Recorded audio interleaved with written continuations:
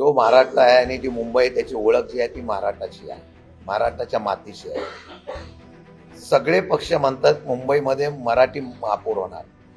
आता एखादा व्यक्ती जर भाषिक वाद निर्माण करत आहे, हे राजकीय स्ट्रॅटेजी असू शकते की मताच्या साठी राजकारण आता विकासाच्या ऐवजी मतामध्ये जातं, ते विकासाच्या ऐवजी धर्मावर आणि जातीवर आणि भाषेवर जायला लागलं. मी मगाशीच सांगितलं, हे दुर्दैवाचं आहे.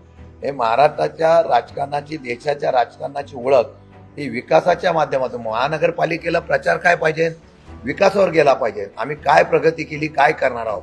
परंतु अशा पद्धतीने जाणीवपूर्वक अशा प्रकारच्या बातम्या देणं म्हणजे ही राजकारणाची एक स्ट्रॅटर्जी असू शकते आणि मला वाटतं ते दुर्दैव आहे.